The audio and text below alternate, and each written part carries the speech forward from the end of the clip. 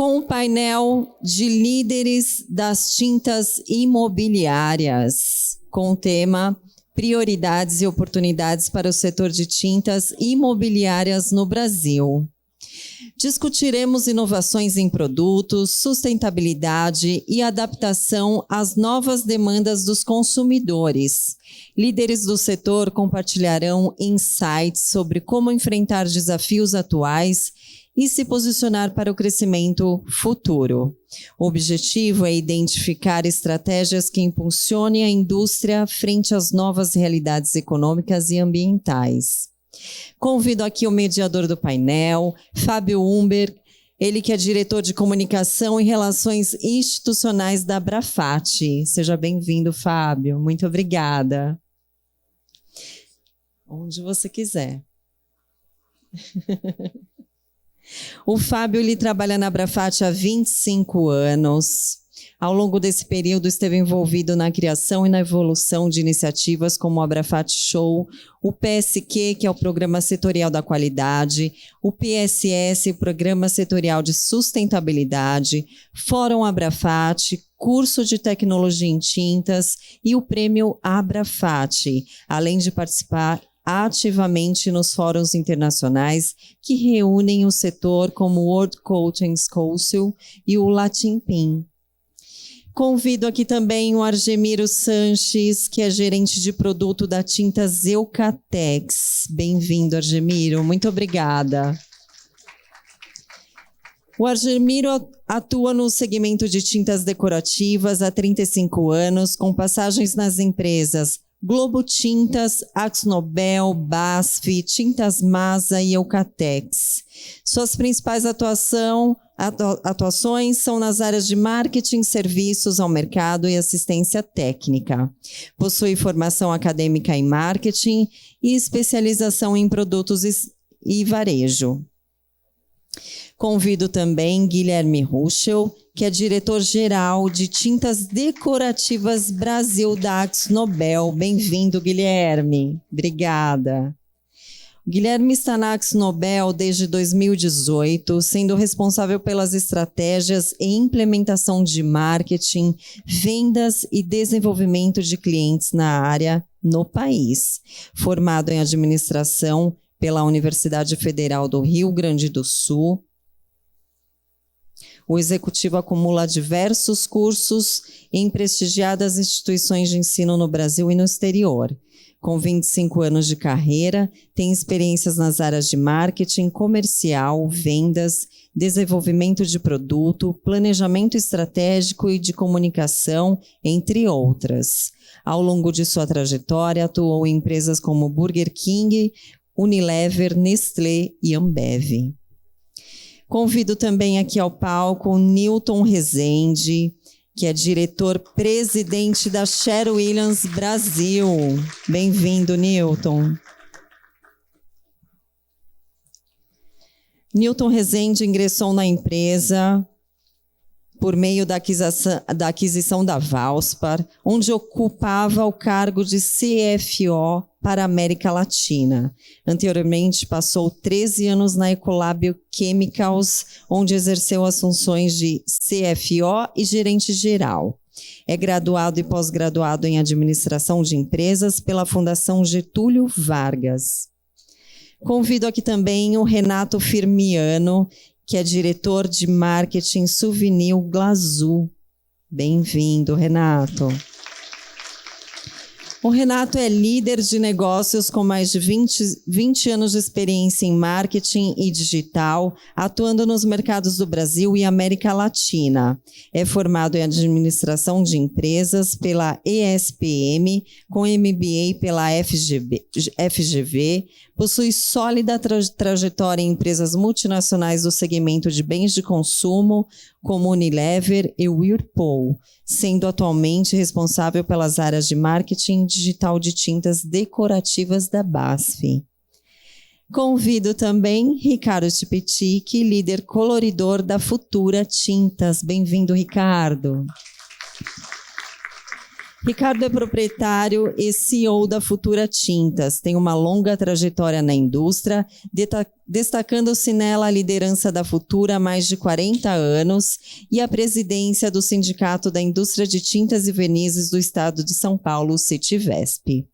É um profissional destacado no setor de tintas por suas iniciativas inovadoras, principalmente em educação e projetos sociais. Exemplo disso é a criação da Universidade Futura Tintas, que oferece programas de capacitação para pintores e equipes de lojas parceiras, indo além do desenvolvimento técnico, buscando formar pessoas melhores que praticam solidariedade e buscam construir uma nação próspera. Fábio, é com você agora. A primeira pergunta que eu vou fazer para todos: quais são as principais inovações em formulações e aplicações de tintas que podem atender às crescentes demandas por sustentabilidade no mercado brasileiro? Como é que você vê isso, Argemiro? Eu vejo assim de várias fases, né? Uma, assim, de focado em produto, a gente está cada vez mais focando o trabalho, focando o investimento em produtos mais sustentáveis, mais à base água, né? A gente faz um trabalho muito intenso nos esmaltes base água. A gente tem alguma resistência nesses esmaltes em nível dos pintores, né? Porque eu acho que o consumidor já prefere esse esmalte, mas a gente tem uma barreira muito grande em relação ao que o pintor recomenda, e quando ele pega um esmalte base água, ele tem um pouquinho de restrição. Mas a gente eu acho que todas as indústrias continuam fazendo todo um esforço especial, né? A gente está também trabalhando com tintas com menos demãos, né? Menos trabalho para o pintor, mas também menos geração de resíduo. A gente faz todo um trabalho, a gente faz um trabalho nas embalagens para que ele destine, né, também o resíduo da tinta em locais corretos. A gente faz todo um trabalho com os nossos, né, marketing de relacionamento, falando para esse usuário, né, pintor, para que tenha um destino melhor e que use cada vez mais produtos com baixo VOC, sustentáveis. Quando a gente fala em sustentabilidade em países de terceiro mundo, é muito difícil o consumidor ter essa visão. Mas a gente precisa sempre estar comunicando isso. Infelizmente, a nossa indústria, a indústria como um todo, o segmento como um todo, tem um baixo investimento em comunicação, né? A gente precisava falar mais de tinta, falar mais do resultado final de colorir a sua casa, deixar a sua casa mais bonita, mas precisamos estar também, não temos assim. O problema de tudo assim, que eu vejo assim, em termos de tinta, é que o consumidor é muito distante do nosso segmento, né? Ele pensa em tinta a cada 5 anos e tem vezes que ele desiste. Tá bom? Muito bom, Argemiro. Eu acho que você deu uma visão geral. Queria ouvir o Guilherme agora, continuando na ordem alfabética. O que você tem a acrescentar, a discordar, a concordar com o Argemiro em relação a esse tema? Não, primeiro, obrigado pela oportunidade de estar aqui com vocês, né, dividindo um pouquinho as nossas visões, as nossas crenças que a gente tem nesse tema tão importante que a gente tem como sustentabilidade, né, que é uma indústria, né, como colocaram, que é uma indústria que precisa ainda muito fazer, né? Acho que a gente ainda tem uma trilha muito grande. A gente, como uma empresa global, a gente tem grandes compromissos de redução, né, de carbono. A gente tem aí até 2030 a redução de 50% da redução de carbono na emissão dos nossos produtos. E a forma como a gente enxerga é uma forma mais integrada. Não é só o produto, mas também olhando a cadeia, né? Não só a cadeia produtiva, mas também a parte posterior à utilização do produto e como é que a gente vai processar esses resíduos, né? Então, gerando ou menos resíduos ou processando melhor esses resíduos ou trazendo uma cadeia mais sustentável, né? Eu estava escutando o painel anterior, vocês colocaram muito em relação à parte de legislação, né? Legislação é um fator importante, sim, é um fator importante, né? Mas a gente tem programas como a Abrafat, onde a gente traz, né, o PSS, onde a gente traz de sustentabilidade, que a gente como indústria precisa buscar se autorregulamentar, né? Eu coloquei aqui, acho que há 2 anos atrás, né? Eu sempre falo que quando a gente pensa em sustentabilidade, a gente coloca assim, se a natureza hoje fosse, se o meio ambiente fosse um membro do conselho das nossas empresas, que decisão a gente deveria tomar, né? O que a gente deveria colocar? Porque aí as nossas decisões ficam mais fáceis. Então, assim, a gente fala de produto, sim, base d'água sim é uma frente importante de trabalho, mas não é só isso. A gente, como empresa, né, tem que trazer toda essa responsabilidade ao longo da cadeia, porque a cadeia precisa ser sustentável, não somente o produto, mas também a cadeia. E aí todo o nosso desenvolvimento global passa por esse pensamento de expandir esse conceito e trazer todos os players, né, que trabalham dentro ao longo da cadeia, para que sim conseguimos trazer soluções mais sustentáveis. E aí a comunicação acaba acontecendo, mas é uma consequência. Esse reconhecimento a gente acredita que vai acontecer, em algum momento vai ser super importante para que as empresas consigam se diferenciar na relação com o meio ambiente, com a questão da sustentabilidade, que é um tema tão importante. Se a gente não começar agora, se a gente já deveria ter começado há mais tempo, todo mundo deveria ter começado há mais tempo, mas hoje é o melhor dia para a gente começar além de ontem, né? Então hoje a gente tem que começar a sempre pensar e estar sempre corrigindo esse erro. Então a gente tem uma visão bastante desafiadora, mas bastante positiva no nosso papel de trazer essa transformação para a cadeia como um todo, tá bom? Obrigado, Fábio. Muito interessante essa visão, assim, bem positiva, bem otimista, né? Tem muito desafio, mas também tem muita oportunidade, né, Newton? Como é que você vê essa questão? Posso polemizar, né? Você me chamou aqui para isso, né? É isso aí, mesa redonda ou painel é para ter polêmica. Eu tive aqui creio que foi no ano passado, né? E a gente, ou há 2 anos atrás, a gente falava muito de sustentabilidade. Então eu quero, com uma plateia diferente, eu quero relembrar um exemplo de 10, 15 anos atrás, que aconteceu comigo em outro setor, tá? Uma outra empresa, né? Onde a empresa que eu trabalhava fez um produto, um detergente para limpar o chão, que você não precisava enxaguar. Tá? Então você passava esse detergente, as enzimas, entre aspas, comiam a gordura, evaporava, e aí você não precisava enxaguar. Imagina isso para um chão de restaurante, para um chão de supermercado. Você não precisa ter ralo, você não precisa jogar água, você não precisa ter iluminação na madrugada do supermercado. Ou seja, era um avanço absurdo. E quando nós fomos vender esse produto, ele era, custo por litro, né, como a gente gosta de falar, era 3, 4 vezes mais caro do que o custo do detergente normal. E a gente não conseguiu lançar esse produto no Brasil. Era o maior sucesso de vendas nos Estados Unidos, o maior sucesso de venda na Europa. Não conseguia vender. Por quê?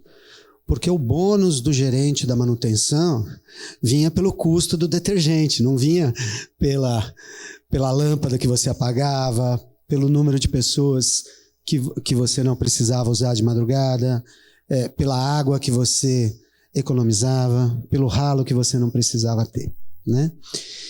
E não conseguimos. Ah, mas você não foi no presidente? Fomos. Não conseguimos, né? Então, existe um pouco de guerras de narrativas, né? Do que é a sustentabilidade, o que não é a sustentabilidade. Pode, não pode, o custo versus o benefício da sustentabilidade. Só que, no fundo, se você não tiver, e aí eu defendo a regulamentação, se você não tiver legislação, regulamentação, é muito difícil, é uma briga, como disse o Guilherme, né? Nós temos muito para avançar.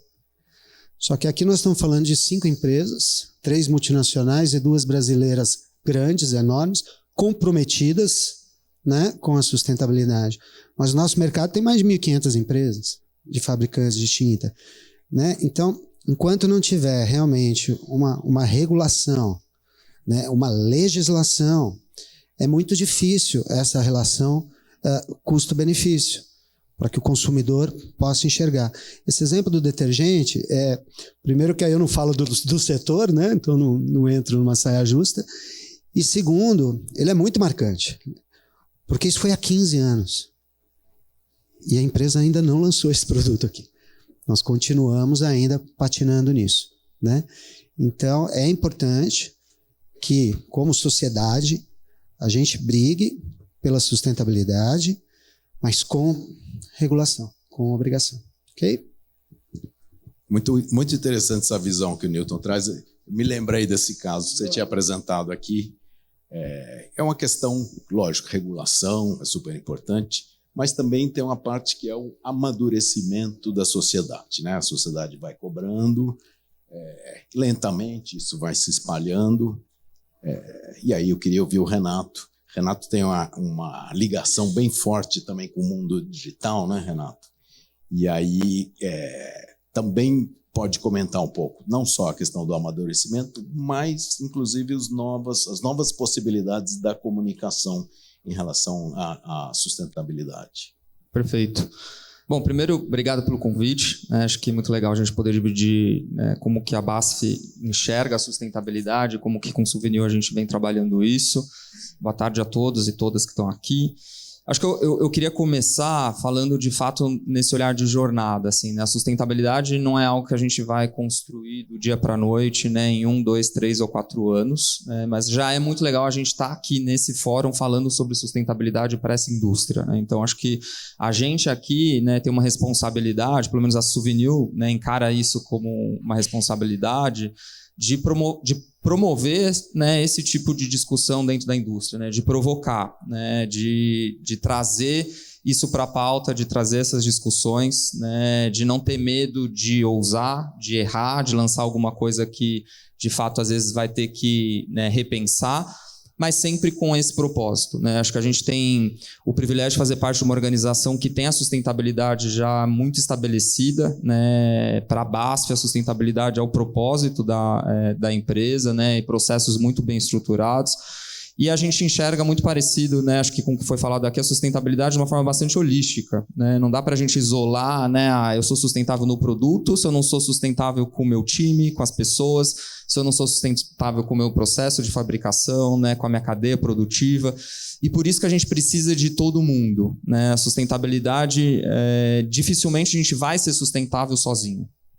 Né? Sozinho a gente pode ser mais sustentável do que a gente era, mas a gente precisa dos clientes, né? A gente precisa dos fornecedores, a gente precisa, né, do time e do próprio consumidor, né? Acho que um programa que a gente tem, que é o Souvenir Circula, né, de fazer, né, a circularidade das embalagens, da sobra de tinta. Se o consumidor não tiver, né, a predisposição para ir no ponto de venda, né, para levar a embalagem dele, né, ou a sobra de tinta dele, a gente não consegue fechar esse ciclo, né? Então, acho que esse é um pensamento importante que a gente tem que ter, né? A sustentabilidade é muito sobre o coletivo, né, muito sobre a troca e essa participação que todos esses agentes têm que ter aqui dentro, né? Acho que a gente, né, tem bastante orgulho de ter, né, iniciado alguns movimentos nesses últimos anos, né, provocando isso, né? A gente lançou a primeira embalagem de papel, né, para, de fato, né, no verniz, para provocar um pouco. Será que a gente pode pensar uma embalagem diferente, né?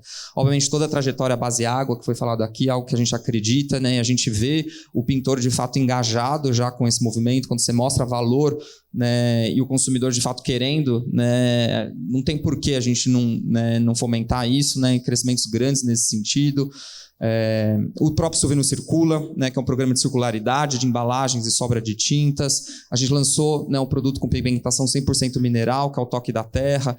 Então, acho que tem que falar e tem que ir fazendo, né? Esse é um pouquinho de como que a gente acredita ali, né? E a gente vai errar, né, algumas coisas, mas, né, consciente de que é uma jornada e que ela só está começando, né? E não dá para voltar atrás também, né? Acho que sustentabilidade, por mais que a gente às vezes não tenha claro o valor dela hoje, né, ou o consumidor brasileiro, né, ou o consumidor dentro da nossa indústria não está altamente engajado, ele vai estar em algum momento, né? E se a gente não estiver preparado agora, a gente vai ficar para trás, né? Então acho que esse é o mindset que a gente tem que ter aqui.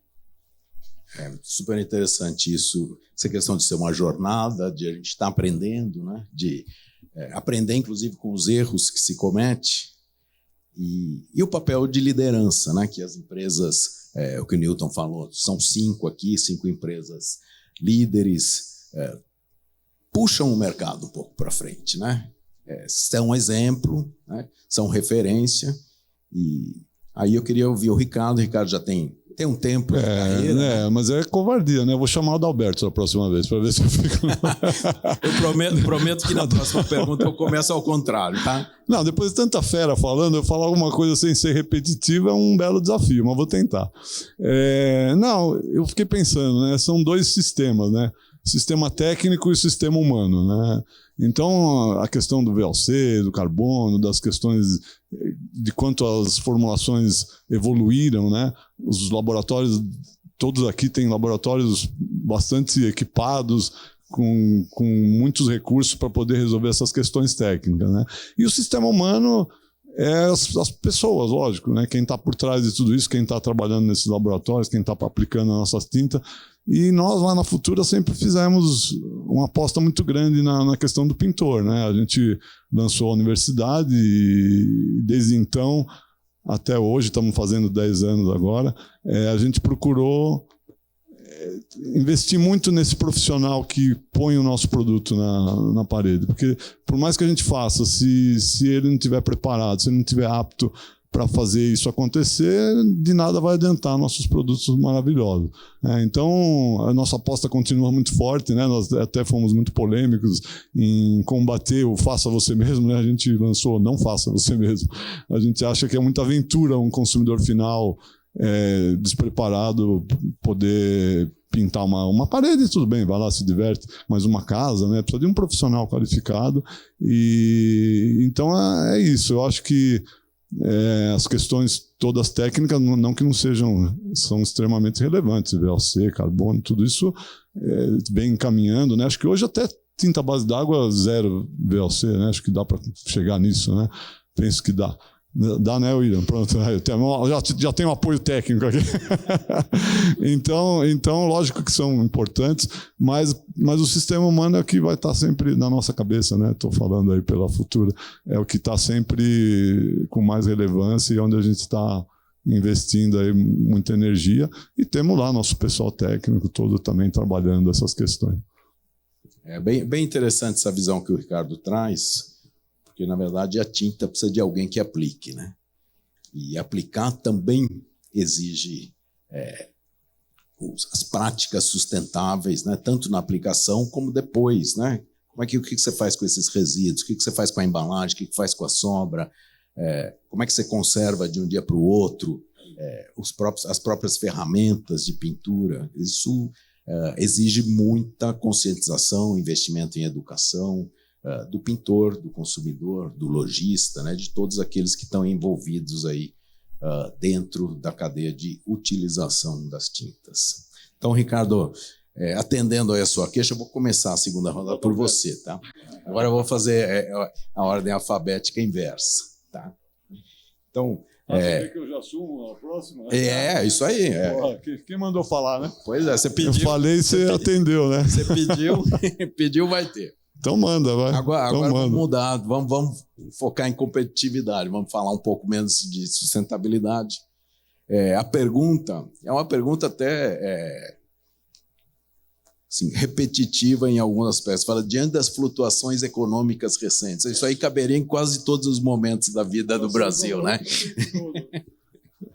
Quem acompanha o mercado há muito tempo sabe disso. Flutuação econômica já é quase natural, né? Faz parte do ambiente. Então, dentro do ambiente atual, né, que na verdade é mais mutável, né, ou muda mais rápido do que antes, como que os fabricantes de tintas imobiliárias podem ajustar as suas estratégias para manter a competitividade e o crescimento? Eu penso assim, na verdade, a gente tem que oferecer o que a demanda pede, né? Então, a gente está sempre muito ligado no que o consumidor quer como produto final, né? Que é a parede pintada, que é a casa dele pintada, e o que o pintor precisa, né? Para que isso possa acontecer. Então, eu acho que uma escuta muito atenta, né? A gente tem que estar muito ligado, porque nessa dinâmica do nosso mercado, em que a gente acredita que o pintor é o que vai realmente... Eu lembro que em alguns debates que o Lacerda, eu sempre lembro do Lacerda, né, que ele falava que o desafio das nossas indústrias de tinta é transformar a experiência da pintura numa experiência menos traumática, né, porque não tem como não ter um transtorno, né? Você não vai pintar uma casa e ficar tudo... Agora, a gente também sabe que quanto melhor o pintor capacitado para fazer esse trabalho, vai reduzir muito esse inconveniente, né? Um pintor que sai, deixa lá tudo fora do lugar, um pintor que se apresenta de uma forma não muito, né, com aqueles orçamentos malucos. Então a gente sabe que isso tudo, se a gente conseguir investir nisso e melhorar isso, a gente vai fazer com que essa experiência de pintura seja menos traumática. E aí, consequentemente, vai se pintar mais, né? Vai aumentar a pizza, né? O tamanho vai aumentar e fica maior para todo mundo, né? Eu penso que aí a cooperação no lugar da competição, né? A gente fazer com que se venda mais tinta, né? O Brasil ainda, não sei os números, mas eu lembro que o Brasil ainda é muito, o volume de tinta vendida é muito, muito baixo. Então, assim, eu diria assim, diante dos desafios, que é como você falou, é permanente, não é agora, né? As flutuações, eu acho que é uma escuta muito atenta para que a gente possa fazer esse trabalho de um consumidor final sair super satisfeito com o resultado que ele teve, não só de ficar bonito, mas todo o processo, desde do primeiro encontro com o pintor até a entrega do trabalho realizado, né? Então, acho que é isso. Muito bom, Ricardo. O Ricardo mencionou a questão da experiência, né, de fazer o consumidor se sentir tentado a pintar novamente, né? Aumentar a frequência, melhorar a frequência. A pandemia foi um momento em que houve esse exercício, né, essa sensação de que, puxa, preciso melhorar a minha casa, isso talvez possa ser um caminho, né? Renato, queria te ouvir sobre isso. O que mais que você pode acrescentar aí em relação principalmente à questão da competitividade e do crescimento? Como é que a gente trabalha para melhorar esses dois aspectos? Perfeito. Acho que primeiro, assim, a gente está bem confiante, né? É um mercado que vem crescendo, né? O mercado de tintas. No último ano cresceu acima da construção civil, né? Então, acho que... porque, de fato, tem muita oportunidade ainda, né? A frequência de pintura, quando a gente compara com outros mercados, né? Ainda é uma frequência baixa, né? A gente fala de 3 anos, né?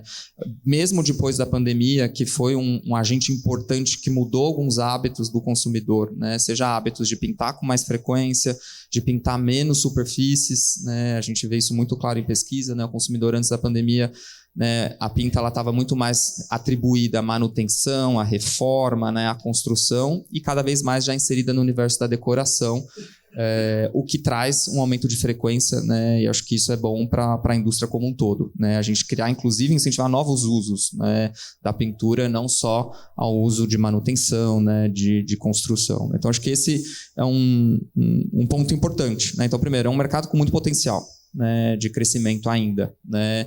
E a pandemia deu um trigger, disparou, né, criou alguns hábitos novos, né, que passam para o uso da tinta, mas também a forma, os novos influenciadores que surgiram nesse mercado também, né? Então a gente falava muito do papel que o balconista e o pintor têm de influência dentro dessa jornada, né, mas a gente vê o digital com uma força cada vez maior, né? Então o consumidor começa hoje no digital, começa hoje no Google, de fato, perguntando, né, como pintar uma parede, qual tinta escolher, né? Então a gente tem que ter essa multicanalidade muito presente.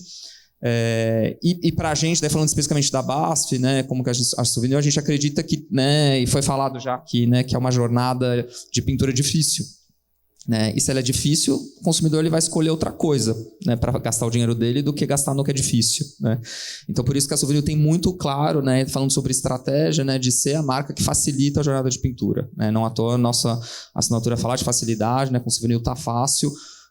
E a gente pensa isso de uma forma bem holística, né? Desde o produto, né? Acabamos de relançar praticamente todo o portfólio, né? Deixando ele mais fácil, mais simples, mais intuitivo, a forma do consumidor escolher cor, para quê? Né? Para no final a gente convidar mais gente para pintar, né? Se a gente traz ferramentas, né, e mostra para o consumidor que pintar pode ser mais fácil, né, e que vai ser prazeroso esse processo, com certeza ele vai pensar 2 vezes antes de investir o dinheiro em outra coisa, e talvez porque ele não vai investir na pintura, né? Então essa é um pouco do que a gente vê olhando pela frente, né? Primeiro, muita oportunidade, né? Um mercado ainda de potencial, um mercado que vem crescendo. Aumentar essa frequência é deixar essa jornada mais fácil, essa jornada mais simples, né? E acho que a gente tem bastante coisas aí que estão sendo feitas para continuar fazendo esse mercado crescer ainda mais. Muito bom, Renato. Mostrando mais uma vez que é jornada, né? É processo, é jornada. Newton, fica o desafio para você. Eu sei que você é um homem da área financeira, então competitividade tem muito a ver com custo também, né? Vou me ater à pergunta, né, que você fala sobre os desafios econômicos, né, que é a origem da pergunta. Se é difícil pintar, imagina trocar o piso da casa, né? Se é difícil a economia do Brasil, imagina os nossos irmãos argentinos nesse momento, né? Então, assim, eu estou nesse mercado, conheci o Argemiro e o Ricardo em 1988, né? E não mudou muita coisa, né? Eu digo assim, vem plano, sai plano, vem 80% de inflação, vem 10% de inflação, vem 15%, e aí a gente fala, quantos litros a gente vende? Tá sempre fazendo assim, né? Nunca faz assim, tirando 2021, né? Que foi um ponto fora da curva para todos nós. Mas é sempre ali um pouquinho mais, né? É um mercado bastante estável, tá? É um mercado que ele, como todos os outros, tem muitos desafios por conta de crédito, que hoje está caro, né? Por causa da taxa de juros, inadimplência, que não está tão alta, desemprego, que não está tão alta, inflação, que não está tão alta, custo, com o dólar a 5,40 agora, fica mais alto, né? Mas isso é todo ano, né? Então, todo ano a gente tem esses desafios, esses percalços, e aí a gente olha para as nossas empresas, para o nosso mercado, e todo ano a gente cresce um pouquinho, às vezes estagna um pouquinho, depois cresce um pouco mais, né? O que isso conclui, né? Que, como falaram os colegas, é o mercado de contínuo crescimento, né? Ainda eu brincava na minha outra empresa, né? O que vai substituir o papel higiênico? Faz quantos anos, né? 100 anos que se usa papel higiênico. E aí? Cara, é o material com maior capacidade de absorção que existe. Então, é difícil você pensar em alguma tecnologia nova para isso. Aí vamos para a tinta. Já tentaram tudo, né? Em Recife já veio até uma lei que as fachadas do prédio tinha que ser de azulejo, né? Aí depois descobriram que era o dono da maior empresa de azulejo, lá caiu a lei. Tô brincando. Mas eu quero dizer assim, nós temos um produto fantástico, né? Já pararam para pensar? Um produto líquido, que vira sólido, que protege, que embeleza, que você muda, né? E este mercado, nós capitaneando isso, fomos transformando aos poucos a tinta de ser um elemento mais de proteção para ser um elemento de decoração. Mira, a gente lembrava que era 80% a venda de branco e branco gelo. Né? Eu lembro até os códigos. E hoje é o quê? 50? 55? Né? Então, as cores te permitem você mudar muito rápido a decoração, e foi uma coisa que foi o mercado, não foi uma empresa, outra empresa, foi o mercado internacional, nacional, né? Então, assim, eu sou muito otimista com esse nosso mercado. Eu acho que ele vai continuar, apesar de todos os desafios econômicos, né? Aumenta imposto, baixa imposto, aumenta custo e tal. A gente tem essa estabilidade, vamos continuar tendo, né? E é um mercado realmente encantador, né? Com uma demão de tinta, você muda muita coisa na sua vida. Legal, Newton. Também esse tom otimista sempre é bom, né, de escutar, né? A gente está em junho, mês que vem começa o segundo semestre, né? Que normalmente é o semestre em que se vende mais tinta, então é hora de ter otimismo, né? Guilherme, queria te ouvir também em relação a essas questões ligadas à competitividade e crescimento. Maravilha. Bom, primeiro acho que assim, a gente brasileiro, a gente é persistente não desiste nunca, né? Acho que, por definição, a gente vem se reinventando na história várias vezes, assim como o mundo vem se reinventando, né? Então, quando a gente conversa com o global, né, dentro de um cenário global, a gente olha o longo prazo, né? A gente tem que olhar o curto prazo, né? A gente tem que olhar o curto prazo, mas a gente tenta sempre trazer essa visão otimista, porque, como o Lido colocou, a gente vem crescendo, né? O mercado vem se desenvolvendo, né? Então, assim, olhar o longo prazo também abre um pouco mais uma janela de positividade, nos traz um pouco mais uma visão do que a gente realmente precisa fazer, né? O tema anterior de sustentabilidade, ele só vai conseguir ser parte das nossas agendas e transformando o mercado através da nossa capacidade de investimento em tecnologia, em conhecimento. Então, trazer um ticket médio, crescer o valor, né, do litro de tinta, crescer a frequência de uso, aumentar o consumo per capita, né, e trazer como, né, colocaram em relação a colocar a categoria não só como um elemento o último elemento da construção, como mais o primeiro elemento da decoração, agregando o valor, né, para a categoria, faz com que a gente, como indústria, consiga trazer mais dinheiro para o sistema, e aí temas como sustentabilidade também vão ser resolvidos, né? Então, a nossa forma de ver e enfrentar essa questão das adversidades econômicas é um olhar positivo, porque sempre tem oportunidade, né? A gente sempre tem nossos amigos argentinos para ter mais problema para explicar do que a gente. Isso é uma realidade, né? Mas no final do dia a gente está olhando o longo prazo, né? Eu estou numa empresa de AkzoNobel com mais de 250 anos, 300 anos. Então, assim, a história já se reinventou algumas vezes, né? Então, trabalhar na essência, trabalhar na questão, nos fundamentos que fazem crescer, né, no longo prazo o negócio, a forma como a gente acredita que tem que ser conduzidas as decisões são sempre pensadas nesse longo prazo. Eu acho que essa forma também da indústria colaborar para essa transformação, né? Então, temas como sustentabilidade vão ser financiados por isso também, né? Então, se a gente não tiver essa visão de longo prazo, a gente também não vai resolver os problemas de curto prazo. A gente precisa acreditar que vai ser diferente amanhã. Então, assim, essa visão positiva é uma visão que a gente tem, que a gente, eu acho que os colegas também, todo mundo compartilha com essa visão, porque a gente vê historicamente uma melhora, né? Mas a gente está sempre buscando fazer a próxima volta para a gente poder trazer mais valor para a cadeia e aí sim ter soluções mais criativas, valor mais para o consumidor, trazer mais o consumidor mais próximo da categoria, pintar mais frequente, com produtos melhores, com produtos mais sustentáveis, e a partir daí a gente consegue ter um bolo, né, para ser dividido entre todos maior, né? Então, essa forma que a gente vê um pouco. É isso aí, né? Se crescer o bolo, né? A gente tem muita, lembrando sempre que a gente tem uma quantidade enorme, né, de domicílios no Brasil que não tem pintura na fachada, né? Você anda pelas periferias de qualquer grande cidade, você vê o número de casas que não tem pintura externa. Então, aí tem oportunidade, né? Mas a oportunidade depende de aumento da renda, de aumento da percepção do valor da pintura, de vários aspectos. Como é que você vê isso, Argemiro?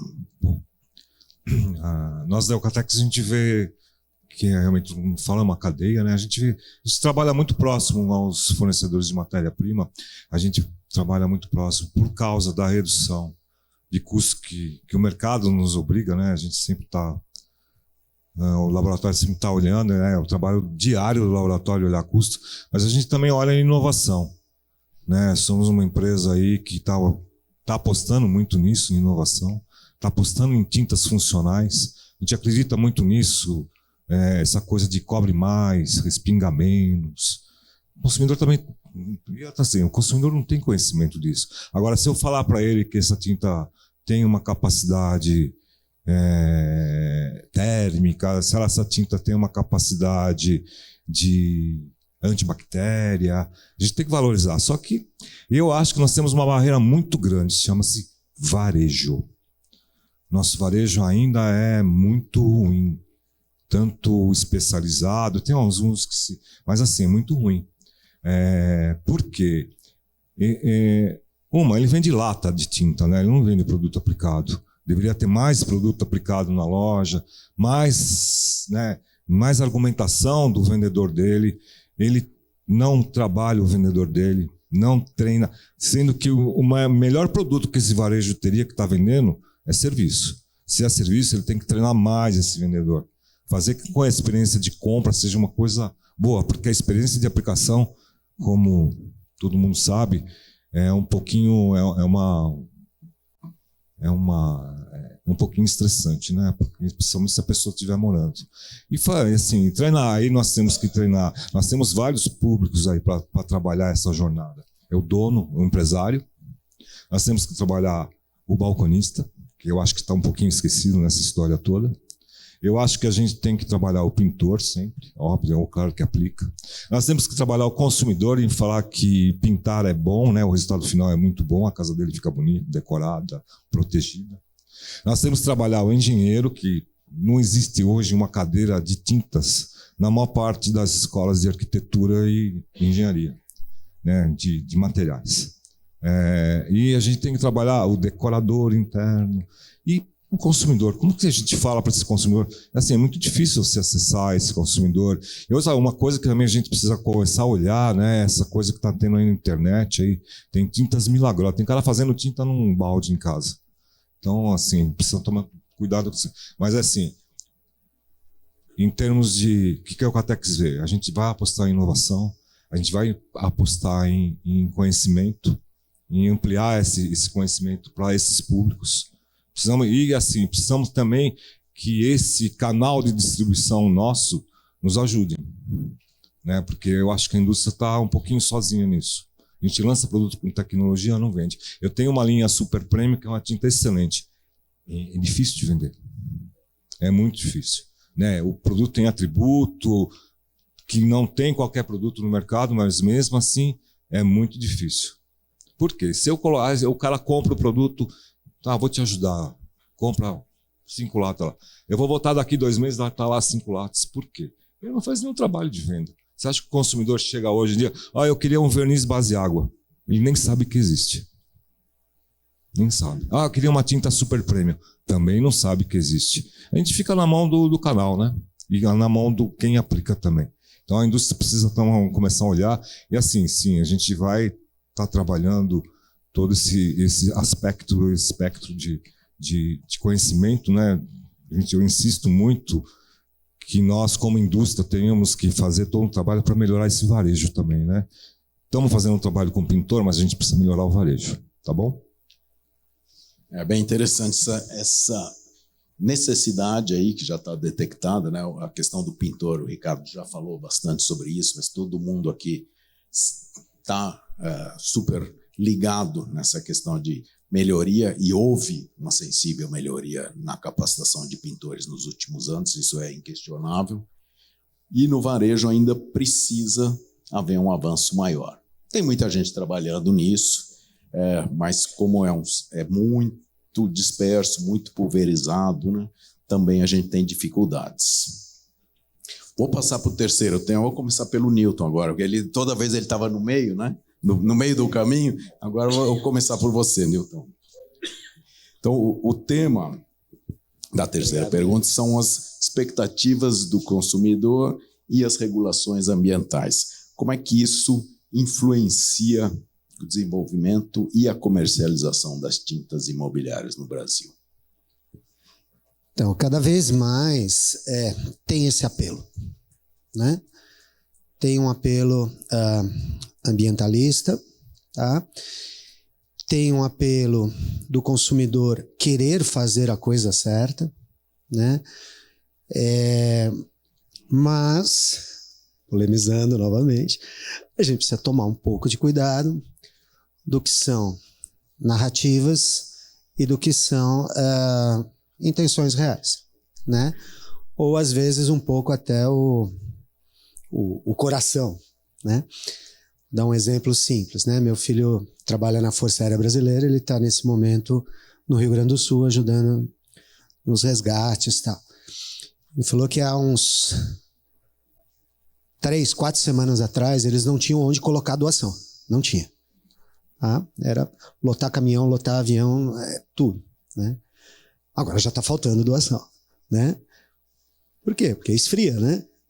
Ninguém mais fala da guerra da Ucrânia, já está se falando menos da guerra de Israel, e daqui a pouco também não se fala mais muito do Rio Grande do Sul. Então, essa necessidade do consumidor, ou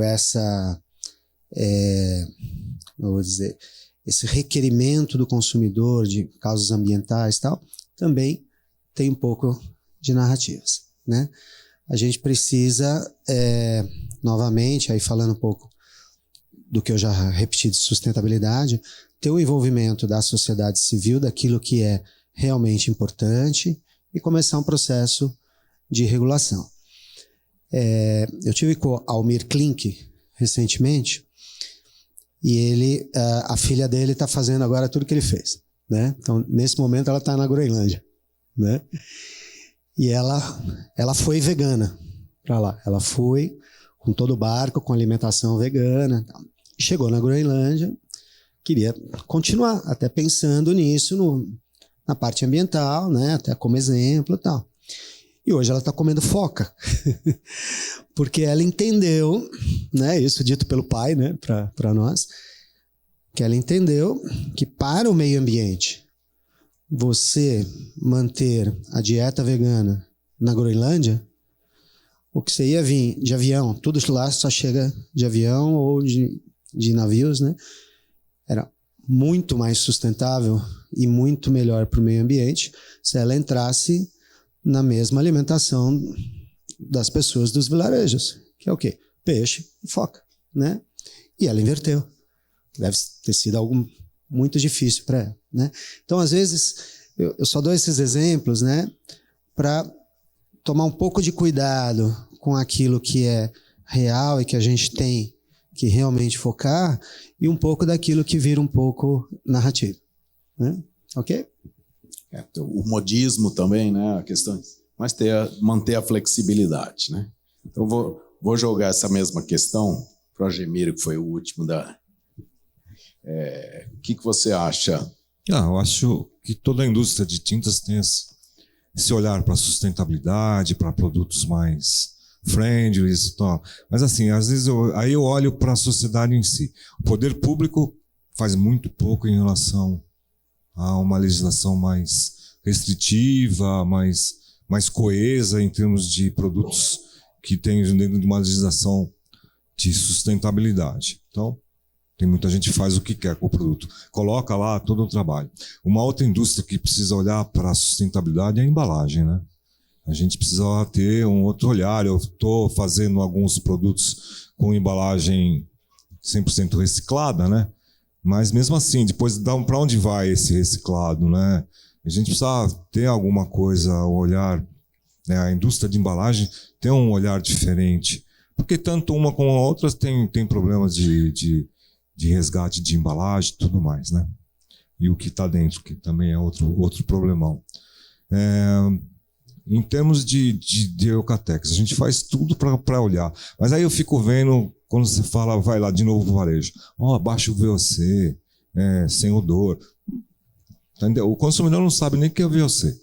Então a gente tem uma capacidade de comunicação pequena. E aí eu pergunto para vocês, ok, ele não sabe. A gente pode explicar isso, mas é um pouquinho difícil explicar isso para o consumidor.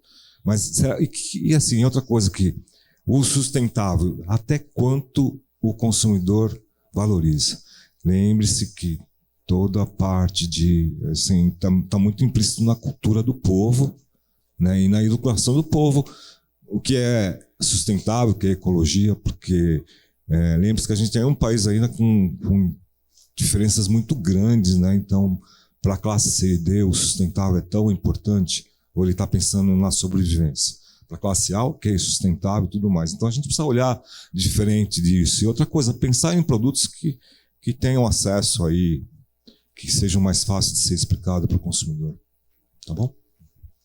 Muito bom. É um tema bem interessante isso da diferença social, né? Diferença cultural, diferenças regionais. Ricardo, como é que você vê isso, a influência dessas diferenças aí também nas estratégias da indústria em geral e da Futura em particular? Então, eu estava aqui pensando nessa questão e quero destacar um papel fundamental que, inclusive, você está lá, a Brafat representa nesse sentido.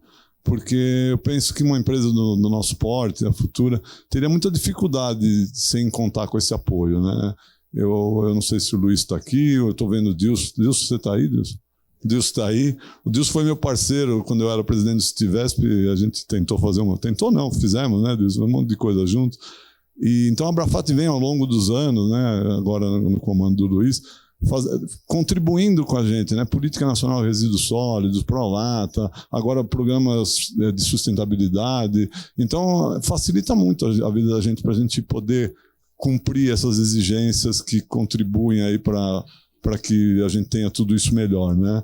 Então, eu fiz questão de destacar isso porque eu percebo que para nós seria muito difícil fazer tudo isso sem esse apoio, né? E então eu acho que o mercado tem uma entidade de classe atuante aí que a gente tem que valorizar, a gente já faz isso, e continuar pondo energia lá para que a gente possa ter esse espírito de novo, né? O espírito não da competição, e sim da cooperação, né? Que o setor possa estar unido para resolver essas questões, né?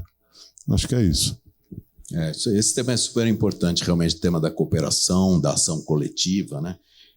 Tem muitos temas que a gente precisa enfrentar conjuntamente, ganhando mais força. E, às vezes, não é só uma questão da indústria de tintas reunida, são várias indústrias que podem atuar em conjunto, não só nos aspectos regulatórios, esses que têm ocupado cada vez mais tempo, aí tem cada vez mais demandas, aí, mais ameaças, nesse sentido, mas também em outros de custos, de competitividade, a ação em colaboração com outros segmentos também nos ajuda. Renato, como é que você vê essa questão, ou também a questão das diferenças regionais, culturais, sociais apontadas pelo Argemiro? Acho que está muito alinhado com o que os colegas falaram aqui, né? Acho que primeiro, né, a sustentabilidade a gente precisa unir forças, né? Então a gente, né, repetindo um pouquinho do que a gente conversou, né? Então a regulamentação, o governo tem um papel de ajudar também, né? Ele tem o papel, a gente vai ter o nosso papel, né? O varejo vai ter o papel dele, né? Então a gente precisa desse ecossistema de fato integrado, né, e vendo valor nisso para conseguir mover. Então, acho que esse é um primeiro ponto, né? De fato, só a indústria não vai conseguir fazer com que esse universo aqui seja mais sustentável, que o meio ambiente, porque se a gente pode fazer a parte de pegada de carbono, né, se o fornecedor não fizer, se o cliente não fizer, no final a gente está, né, se anulando no net dessa cadeia, né? Então, acho que precisa desse olhar integrado. E um ponto, acho que a gente, né, comentou aqui um pouquinho, né, ainda, obviamente, a sustentabilidade não é um driver de compra na nossa indústria, né? Então, não é que o consumidor vai chegar na loja e falar assim, olha, eu quero a tinta mais sustentável, né, e vou pagar mais caro por ela. Pelo contrário, né? Primeiro, ele não vai pagar mais caro, né? E não é isso que é a escolha prioritária dentro do driver, né, quando ele vai escolher uma tinta.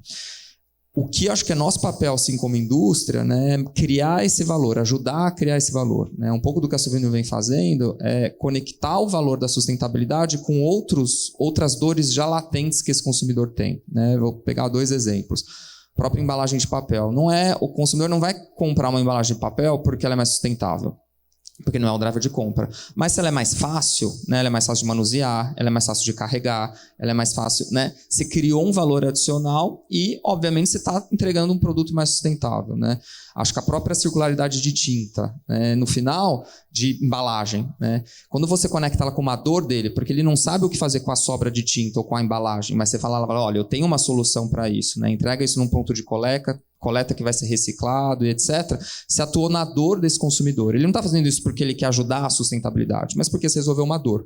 Então, esse talvez é um caminho, pelo menos que a gente vem vendo, né, de conectar o benefício da sustentabilidade com dores reais que esse consumidor tem hoje, né, para que isso seja valor, né, porque, de fato, não dá para viver um mundo achando que ele vai pagar mais caro. A sustentabilidade hoje ela vai ser mais cara, enquanto a gente não escalar, obviamente, mas acho que a gente conseguindo conectar com outros valores, né, a gente tem mais espaço para crescer isso mais rápido no mercado, assim, pelo menos é como a gente acredita. É difícil realmente você cobrar mais, né, por algo mais sustentável. Estamos no Brasil e não na Escandinávia, né? Então, ainda precisamos lidar com a nossa realidade. E aí, nesse sentido, queria ouvir o Guilherme. O Guilherme tem uma experiência super relevante em outros segmentos. Também queria ouvir você sobre o que se pode trazer de histórias bem-sucedidas, experiências bem-sucedidas de outros setores que podem ser aplicadas no setor de tintas. Eu acho que essa resposta é uma resposta no tempo, né? A gente vai ver isso ao longo dos anos, né? A gente tem, como o Fábio colocou, tem experiência em outros segmentos, em outros mercados, né? Então, mercado europeu, aqui no Brasil, em outros segmentos. E a gente vê que em outras categorias, essa conversa, principalmente em alimentos, né, ou bebidas, a gente já tem uma conversa mais avançada porque a frequência de uso também é maior. Né? Quando a gente coloca a repintura a cada 3 anos, muitas vezes a conexão com a categoria, né, a categoria de tintas, né, ela é com certeza menor do que a categoria de alimentos ou bebidas que tem um consumo mais diário e também faz parte da sua alimentação. Né? Então a preocupação acaba vindo um pouquinho mais rápida em outros segmentos. Mas significa que não vai chegar no nosso segmento? Eu acredito que não. Eu acho que a gente, como indústria, tem um papel principalmente de autorregulamentação. Né? Então, eu trabalhei no Burger King na Europa, em Londres, a gente discutia sal e açúcar, né, com o governo inglês sobre os problemas de saúde pública gerados e tal. E a questão da autorregulamentação é um caminho, porque se a gente esperar a solução do governo, primeiro ela vai demorar, talvez ela demore bastante, né? Muitas vezes não vai vir muito alinhado com a vanguarda, muitas vezes é uma olhando muito mais o retrovisor do que o para frente, então a gente precisa também olhar o para frente. Então, a autorregulamentação com um programa setorial, né, de sustentabilidade que foi lançado pela Abrafat, a gente se, né, engajando dentro desse programa e fortalecendo a indústria como um todo, a gente começa a trilhar um caminho que, com certeza, no final de alguns anos, a gente vai ter um segmento melhor e mais sustentável. Né? Então, acho que isso é um primeiro ponto. Mas talvez não seja suficiente. Né? Eu concordo que um driver de compra, talvez a sustentabilidade seja um driver que não pese tanto na decisão de compra hoje. Mas talvez daqui a alguns anos mude. Né? Então, assim, quando falo de países nórdicos, por exemplo, ou ingleses, ou franceses, ou alemães, a relação já mudou. Né? A gente vê isso avançando. Né? Quanto tempo vai chegar num mercado como o nosso, uma categoria como a nossa, talvez demore um pouco mais. Mas a gente tem que sempre olhar não só o ano, mas a gente tem que olhar os próximos 300 anos à frente. Né? Então a gente, em algum momento do tempo, vai ter que estar preparado para se relacionar de uma forma diferente com a categoria e sim trazer para o consumidor o entendimento do porquê talvez pagar um pouco mais. Talvez não seja muito mais, mas talvez seja um pouco mais. Né? E compondo isso dentro de uma história que talvez não se resuma só ao produto, né? Talvez seja o ecossistema que tenha que trabalhar para trazer essa percepção de valor. Então acho que essa forma como a gente vê é uma forma de olhar como a gente vai transformar não só a nossa empresa, nosso setor, mas também a sociedade como for. Então a gente precisa acreditar nisso. Então se a gente começar a olhar isso mais para frente, a gente começa a ter outras formas de influenciar o presente. Eu acho que é muito limitante a gente olhar só hoje. A gente precisa olhar sempre olhando para frente, porque isso em algum momento chega. Né? Então é assim que a gente olha um pouco essas oportunidades aí. É super interessante. Aí vou usar esse gancho aqui daquilo que o Guilherme falou, da diferença aí entre preço e valor, né? Já introduzi a próxima pergunta, que a próxima pergunta é uma pergunta desafiadora, né? Sobre as tintas econômicas, que todo mundo olha e fala, puxa, tinta econômica, e agora? É onde a competição é mais acirrada, né? E onde a questão do preço acaba sendo muito um elemento muito forte na decisão. Então, eu vou começar justamente por você, Guilherme, perguntando quais alternativas que a Akzo, a Coral, considera para agregar valor às tintas econômicas, evitando ter que entrar nessa disputa por preço. Primeiro, assim, a gente parte do pressuposto que é uma decisão única e exclusiva do consumidor. Né? O consumidor tem que, no final do dia, ele que toma a decisão em qual produto, qual segmento, qual, né, especificação que ele vai atender, qual produto que ele atende melhor para aquele trabalho que ele deseja realizar. Eu acho que toda vez que a gente perde valor dentro dessa escolha, é uma ineficiência da indústria. Né? Eu não culpo o consumidor em relação à sua escolha, né? Em relação à sua visão, aquela a escolha que ele faz, seja influenciada por um balconista, por um pintor, por um decorador, por um arquiteto, etc., por algum especificador. Então, eu vejo um trabalho gigante dentro da indústria, né, como uma cadeia, olhando essa influência e essa simplificação, esse esclarecimento dentro do processo de pintura, né, porque eu sempre trago um exemplo que quando se olha o custo da tinta, né, estava falando com o Fernando, né, que está o Fernando Ele estava dando exemplo de velejador, né? Ele estava falando que ele estava utilizando uma tinta eu não sou responsável pela parte de barcos, né? De marine, né? Marine and protective. Mas o Fernando, ele é velejador e ele tomou uma decisão de comprar uma tinta que tem durabilidade de 10 anos para o veleiro dele, que está em Paraty. Deve conhecer o Elmir Klink também, deve conhecer né? Então, para a gente, assim, trazer essa percepção do porquê o valor da tinta, e ele estava comentando, né, que o valor da tinta no trabalho de pintura é muito baixo, né? Realmente é muito baixo o valor da tinta sobre o custo total de pintura. Então, muitas vezes, a decisão não informada, né, de uma compra para um produto de um valor agregado, de menor valor agregado, se dá pela nossa ineficiência de conseguir traduzir isso para o consumidor numa escolha orientada, educada, em relação ao que a gente consiga trazer. Então, toda vez que a gente perde valor na escolha do consumidor, eu vejo que é uma ineficiência nossa. E nós, como AkzoNobel, né, ao longo desses últimos anos, a gente vem construindo como não só, né, melhorar essa escolha, né, do consumidor na ponta, mas também trabalhar também esses influenciadores, tanto o pintor, né, talvez o arquiteto, talvez o engenheiro, talvez o decorador, talvez o balconista, e trazer todos eles, porque todo dia, quando a gente tem uma escolha, né, de um produto com valor agregado menor, a pizza inteira da indústria perde valor.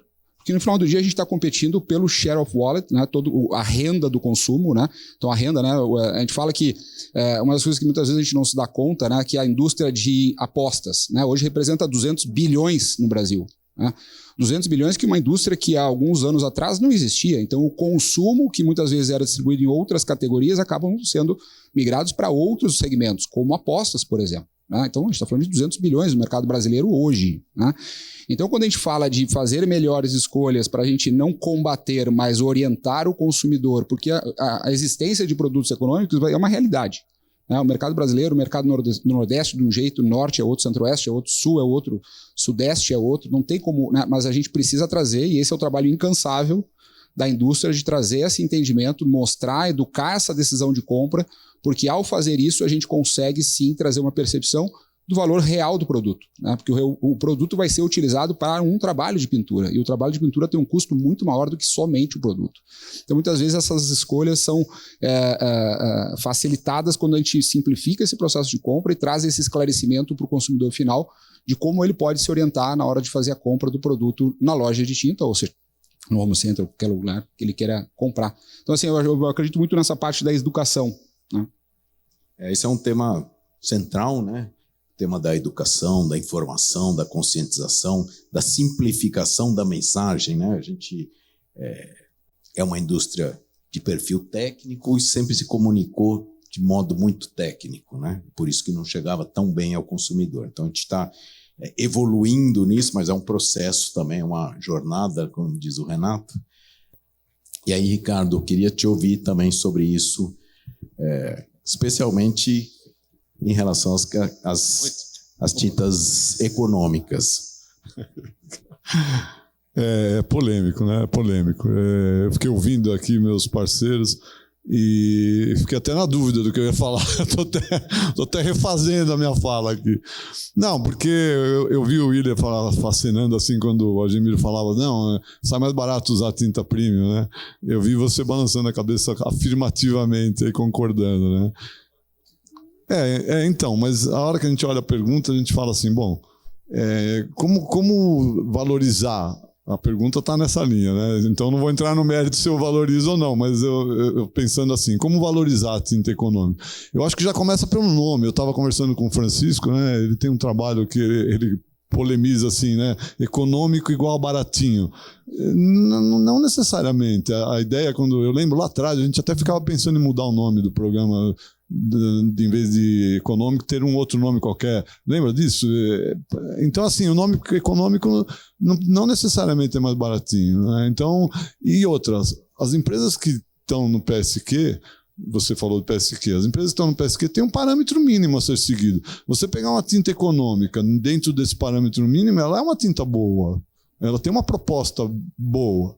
Né? E ainda você tem, do mínimo até chegar no standard, um range aí que você pode se posicionar a tua tinta econômica mais perto do piso ou mais perto do standard, né? Mais perto do raso, né? do valor menor ou perto do standard. Então, eu acho que é um desafio essa questão, porque pessoas que o cara tem lá um monte de casa de aluguel, ele vai querer, um inquilino saiu, ele vai pintar, né, é uma alternativa interessante para o interior e comprando de empresas qualificadas, que é esse trabalho exaustivo que o PSQ faz, e a comunicação é sempre um grande desafio mesmo, porque fazer com que o mercado entenda o que é esse econômico, as diferenças, né? Por que alguém falou aqui, por que eu compro o econômico, o standard ou o premium? Quer dizer, que se ficar tudo muito igual, perde o sentido. Então, acho que é isso. Acho que a gente tem que, se quiser valorizar aí a tinta econômica, a gente tem que mostrar os atributos, né? E não é que é baratinho, é que realmente para uma finalidade talvez mais específica, alguma coisa mais pontual, eu acho que funciona, né? Eu tenho certeza que todas as tintas econômicas aqui, que todo mundo segue o programa, não vai ter nenhum problema com essa pintura. Agora, lógico, durabilidade, trabalho, quantas demãos vai dar, aí é outra conversa. Mas acho que é isso. É interessante isso, porque tem a questão técnica, né, do que ela atende, mas tem também a questão da renda, né? No Nordeste, você tem hoje mais de 50% do mercado é tinta econômica, né? Então, você precisa ter níveis, né, classificações diferentes para atender diferentes demandas. E aí, Guilherme, queria te ouvir.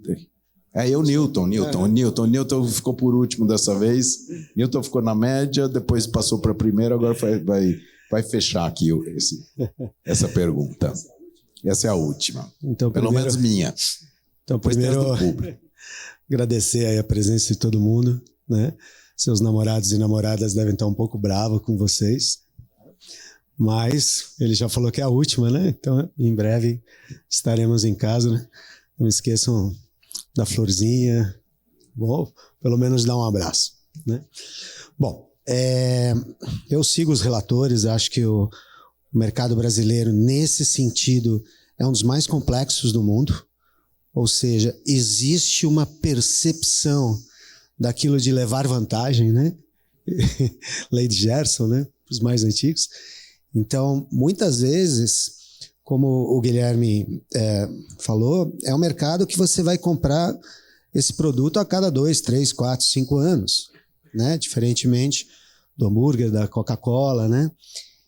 Que você tem essa diferença rapidamente da percepção dos atributos do produto, né? A tinta você não tem muito. Então, a hora que o consumidor vai numa loja e vê que ele pode pagar R$500 ou R$100 numa lata de 18 litros de tinta, vem um pouco aquela percepção, eu estou sendo enganado se eu comprar esse 500, né? E aí, novamente, o que os colegas falaram, né? A gente falha um pouco como indústria e aí corroboro com o Argemiro, muito no varejo, né? De não passar melhor essa comunicação e esse atributo, né? Mas o brasileiro tem muito, né? É o único país do mundo que se olha uma coisa chamada cobertura úmido. Vocês já pararam para pensar isso? Você vai pintar a sua casa a cada 5 anos. Só que nas 2 primeiras horas a tinta tem que ter uma cobertura úmida. Isso não existe. Eu tentei até traduzir, né? Wet covering, sei lá, alguma coisa assim. Não existe isso em nenhum país do mundo, né? Massa corrida. Gente, 80% da massa corrida produzida no mundo é aqui no Brasil, né? Os sistemas de construção, de pintura são diferentes, né? Então, tem algumas coisas bem brasileiras. E um pouco dessa percepção da tinta econômica, que não é tão comum lá fora, né? Vem um pouco dessa percepção do consumidor brasileiro. Eu só pinto de 5 em 5 anos. Então, ele não tem na sua mente tanto quanto ele teria com uma cerveja, com uma Coca-Cola, essa diferença de atributos. E aí isso está meio enraizado na cultura, né? Não vou gastar 500 se eu posso gastar 100. E aí foi bastante inteligente também o comentário do Ricardo, que às vezes o cara não quer que a tinta dure 5 anos, não precisa disso, né? Ele só quer entregar o apartamento de acordo com o contrato que ele tem que estar branquinho, né? Que tem que estar pintado, né? Então muitas vezes se usa também para essa necessidade mais específica, né? Então assim, não vou dizer que é um mal necessário, né? Mas todos nós acabamos vendo que existe essa necessidade do mercado e posicionamos de alguma forma parte do nosso portfólio nessa linha econômica. Muito bom. Foi uma tarde boa aqui, né? Nós temos espaço para perguntas. Minha pergunta vai para o Newton. Newton, marca própria no varejo. É uma tendência? Veio para ficar? Queria saber a sua opinião sobre esse tema. Essa resposta deve valer uns 10 milhões de dólares, mais ou menos. Uns 20. Olha, sim, é uma tendência. Veio para ficar, difícil de dizer, né? A marca própria, ela chega no Brasil principalmente através do Carrefour. É meio que comparada a uma qualidade mais baixa. E isso tirou um pouco o apetite de marca própria em vários mercados. Não estou falando de tinta por enquanto, né? Posteriormente, o Brasil muda muito o seu varejo, muito para franquias, muito para cadeias, né? E aí começa a se ver uma necessidade de você ter algo seu, algo próprio, né? E aí a marca própria começa a voltar com com um viés de qualidade um pouco maior. E nós temos, neste momento, exatamente, não só no nosso mercado, mas no geral, muito nessa definição, né? A marca própria tem a possibilidade de ter uma qualidade boa, sim ou não? E para que mercados, né? E é muito provável que a resposta para essa pergunta vai ser a resposta da sua, ou seja, veio para ficar. Eu acho que vai depender muito desse viés de qualidade, né? Se as marcas próprias tiverem realmente um viés de qualidade, pode ficar. Se tiver um viés de preço, como se começou lá atrás, eu acho muito difícil. Ok? Qual que é o olhar para essa geração nova, geração Z, que está chegando no mercado de consumo? Então, a gente tem aí características bem específicas dessa geração Z, né? Menos atrelada a bens materiais, mais atreladas a experiências, né? Viver as experiências, muito focada na sustentabilidade. Mas é uma geração que está chegando para o mercado de consumidor, né? O mercado de consumo aí. E qual a visão de vocês? Como cativar e conquistar esse cliente hoje em dia? É um desafio, né? Acho que a geração Z, como qualquer geração que chega, né, rompendo, né, o status quo e trazendo a transformação para qualquer sociedade, né? A gente veio se formando assim, né? A nossa geração, quando chegou no mercado de trabalho, quando chegou no mercado de consumo, chegou com um comportamento de compra diferente da geração anterior que tomava as decisões ou que tinha a renda ou que tinha o consumo, né?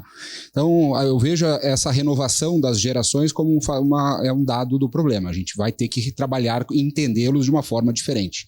Ao mesmo tempo que eles também trazem comportamentos que essa geração anterior, né, como, por exemplo, a questão da digitalização, né, eles são os primeiros alfabetizados, eles são alfabetizados digitalmente antes de aprender a ler e escrever, né? Eles aprendem a operar o mundo digital antes de aprender a ler e escrever, né? Antes de ser alfabetizados. Então, a relação com o canal de compra, a relação com o consumo, né? A questão da posse, né? A gente fala, né? Muitas vezes a gente vê os filhos de amigos, né? Eles não querem mais carro, né? Eles não querem mais carro, eles entenderam que a mobilidade é o serviço, né? Eles querem o Uber, eles querem andar de Uber, eles querem andar por outras coisas, né?